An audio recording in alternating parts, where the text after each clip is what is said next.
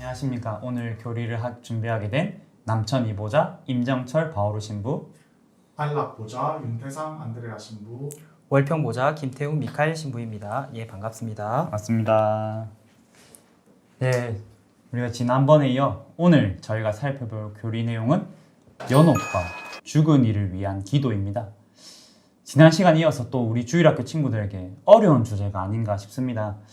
지난 시간 연옥에 대해 다음에 설명하시겠다고 약속하신 우리 윤태상 신부님께서 먼저 연옥에 대해 다시 한번 설명해 주시겠어요? 네, 저번 시간에 우리는 연옥이 하느님과의 일치를 위한 정화 과정으로 천국을 향해서 열려있는 하느님 사랑과 그리고 자비의 공간이라고 배웠습니다. 우리의 죄를 씻을 수 있는 공간이라고도 배웠죠. 똑똑한 우리 주일학교 친구들은 아마 다 기억을 하고 있으리라 믿습니다. 근데 오늘 교리 제목이 연옥 그리고 죽은 이를 위한 기도라고 하는데요. 이 둘이 무슨 연관이 있을까요? 예, 대부분의 평범한 사람들은 완전히 100% 죄인도 아니고 또 100% 의인도 아니기 때문에 교회는 세상을 떠난 영혼들이 연옥에서 천국에 들어가기 위한 준비를 한다고 생각합니다. 그렇기에 죽은 이를 위한 기도는 바로 연옥에 있는 영혼들을 위한 기도라고 할 수 있겠습니다. 그렇군요. 그래도 아직 연옥이 어떤 곳인지, 그곳에 있는 영혼에게 우리가 어떻게 기도할 수 있는지 감이 잘 안 잡히는데요.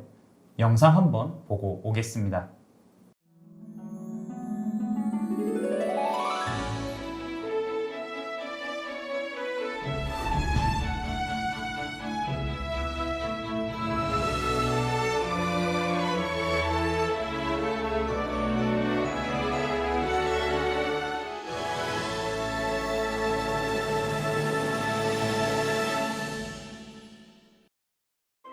천국, 연옥, 지옥. 나는 죽으면 어디로 갈까? 우리는 모두 수험생으로 살아가는지 모릅니다. 천국이 목표이긴 하지만 만만치 않을 것 같고, 지옥은 피하고 싶지만 혹시 몰라 걱정입니다. 그런 우리에게 연옥이 있다는 건 얼마나 다행인지, 얼마나 큰 위안인지 모릅니다. 가만히 보면 우리는 대부분 연옥에서 만날지도 모릅니다. 오늘은 연옥에 대해서 또 연옥 영혼을 위해서 우리가 할 수 있는 건 무엇인지 생각해 보도록 하겠습니다.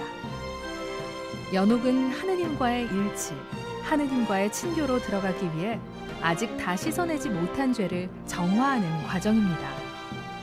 연옥은 한자로 불의 감옥이라는 뜻이 있어 흔히들 반쯤은 지옥인 것으로 여기기 쉬운데요.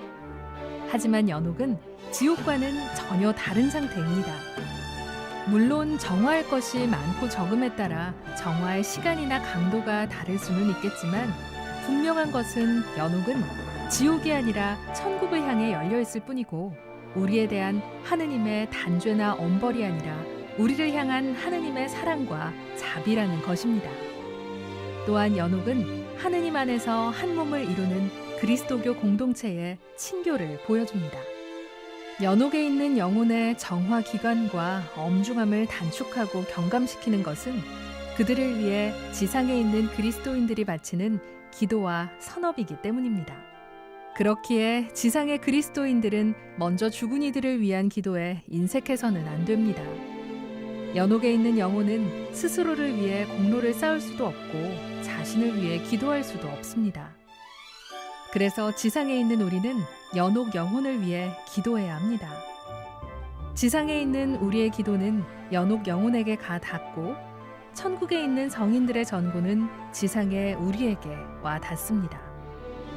지상에서든 천상에서든 그리스도인은 서로를 위한 기도로 한 몸을 이루고 또 친교를 이룹니다.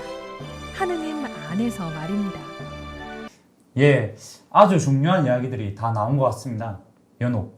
그냥 아무 생각 없이 썼는데 뜻이 불의 감옥이라는 뜻인 것은 처음 알았네요. 그런데 불의 감옥이라 하니까 뭔가 좀 무시무시한데요. 예, 일반적으로 불하면 뭔가 소멸되고 불타 없어지는 것들을 생각하지만 우리 가톨릭에서는 불은 조금 다른 의미를 가지고 있습니다. 특별히 성경에서 불은 정화를 상징합니다. 더러운 것을 없애고 깨끗이 만든다는 것이죠. 성령께서 불의 모습으로 오시는 것도 같은 의미라고 할 수 있겠습니다.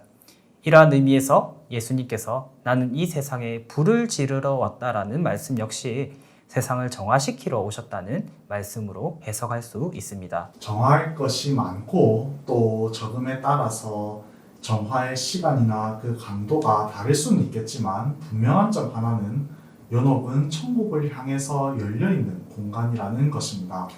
그렇다면 왜 우리는 연옥에 있는 영혼들을 위해 기도해야 할까요? 우리가 그 영혼들을 위해서 기도할 때 연옥에서 받는 정화 기간과 그 엄중함이 단축되고 또 경감된다고 보기 때문입니다. 그리고 또한 안타깝게도 연옥에 있는 영혼은 스스로 공로를 이 세상에서 쌓을 수도 없고 또 자기 자신을 위해서 이 지상에서 기도를 할 수도 없습니다.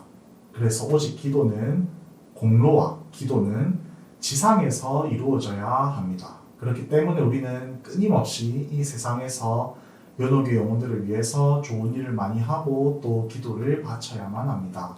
연옥의 영혼들을 위해 기도하는 것은 결코 우리에게 손해가 되는 일이 아닙니다. 왜냐하면 우리의 기도를 통해 천국에 간 영혼들이 이제 우리를 위해서 천국에서 다시 기도를 해줄 것이기 때문입니다. 쉽게 말해서 우리와 연옥 영혼 모두가 서로 윈윈하는 관계라는 것이죠. 이러한 의미에서 연옥은 하느님 안에서 한 몸을 이루는 그리스도 공동체의 친교를 보여준다고 할 수 있습니다. 그럼 죽은 이들을 위한 기도는 어떻게 하는 것일까요? 사실 죽은 이들을 위한 기도는 거의 연옥 영혼들을 위한 기도라 말할 수 있습니다. 천국에 있는 영혼은 더 이상 우리의 기도를 필요로 하지 않습니다. 오히려 지상에 있는 우리를 위해 그분들이 하느님께 전구해 줍니다. 그리고 믿고 회개하기를 끝까지 거부해 지옥에 있는 영혼들에게는 우리의 기도가 가 닿지 않습니다. 하지만 하루빨리 정화를 거쳐 하느님 곁으로 가기를 기다리는 연옥 영혼들에게는 우리의 기도가 꼭 필요합니다. 특히 기일이나 설, 한가위 명절 때는 죽은 이들을 기억하면서 미사를 봉헌하는 것이 바람직하며 11월 위령성월에는 세상을 떠난 가족이나 친지들은 물론 세상을 떠난 모든 이의 영혼을 위하여 기도하기를 가톨릭 교회는 권고하고 있습니다. 물론 특정 시기에 상관없이 상시적으로 세상을 떠난 부모를 위한 기도, 세상을 떠난 형제와 친척, 친구와 은인을 위한 기도를 바치거나 위령 기도를 바치며 그들의 영혼을 기억하면 더욱 좋습니다. 또 우리는 매일 식탁에서 식사 마침 기도를 바치며 죽은 이들의 영혼을 기억할 수 있습니다. 세상을 떠난 모든 이가 하느님의 자비로 평화의 안식을 얻게 하소서라고 말입니다. 이렇게 죽은 이들을 위한 우리의 기도가 가능한 것은 성인들의 통공에 따른 것입니다.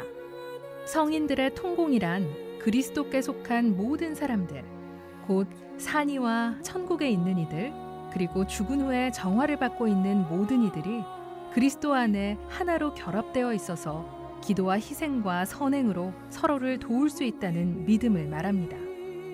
어떻습니까? 이렇듯 그리스도 안에서 서로를 위해 기도와 희생과 선행을 나눌 수 있다는 것, 정말 놀랍고 아름답지 않습니까? 이상 오늘은 연옥과 죽은 이들을 위한 기도에 대해서 알아봤습니다.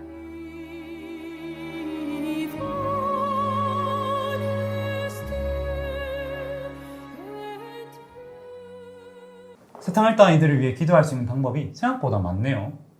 네, 먼저 기일이나 설, 한가위 때 세상을 떠난 이들을 위해서 미사를 봉헌하는 것이 있겠네요. 그럼 어떻게 우리가 세상을 떠난 이들을 위해 미사를 봉헌할 수 있을까요?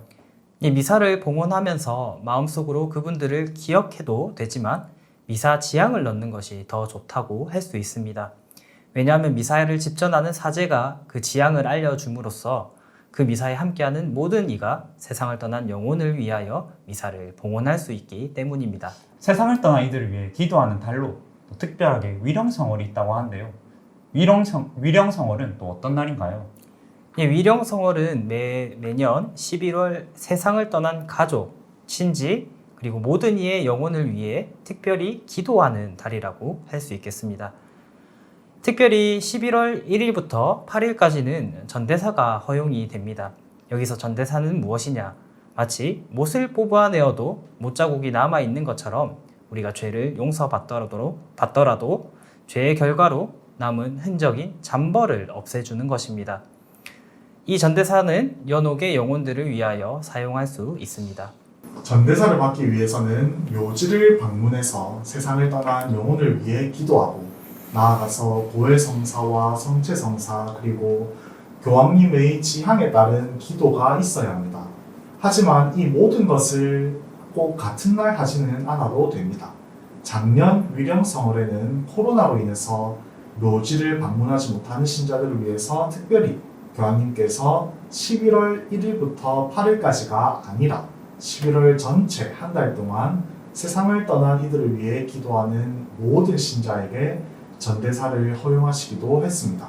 그리고 우리가 일상 중에 바칠 수밖에 없는 식사 후 기도가 죽은 이들을 위한 기도가 되네요. 혹시 잘 모르는 친구들을 위해 저희 지금 신부들이 식사 후 기도 한번 바쳐볼까요? 성부와 성자와 성령의 이름으로 아멘. 전능하신 하느님, 저에게 베풀어 주신 모든 은혜 감사하나이다. 아멘. 주님의 이름은 찬미 받으소서. 이제와 영원히 받으소서. 세상을 떠난 모든 이가 하느님의 자비로 평화의 안식을 얻게 하소서. 아멘. 성부와 성자와 성령의 이름으로. 아멘. 여기서 마지막 구절인 세상을 떠난 모든 이가 하느님의 자비로 평화의 안식을 얻게 하소서. 여기에 죽은 이를 위한 기도가 담겨 있었네요. 하지만 식사 전 기도는 그나마 잘 바치게 되는데 식사 후 기도는 까먹고 잘 안 바치게 되는 것 같아요. 아마 많은 분들이 저와 비슷하지 않을까 싶은데요. 예, 하지만 우리가 살펴보았듯이 죽은 이를 위하여 기도하는 것은 우리에게 있어 정말 중요한 것이니까 식사 후 기도를 우리 친구들을 꼭 바치시길 바랍니다. 세상을 떠난 이들을 위해 선행을 하고 기도하는 것은 우리 친구들이 언제나 할 수 있는 것이니까 오늘 교리 마음속에 잘 새기시고 또 나아가서 꼭 실천하시기를 바라겠습니다. 마지막으로 모든 그리스도인은 살아있던지 연옥에 있던지 천국에 있던지 간에 모두 기도 안에서 하나로 이어져 있다는 사실도 함께 기억하셨으면 좋겠습니다. 지금까지 교리 함께 해주셔서 모두 감사드립니다.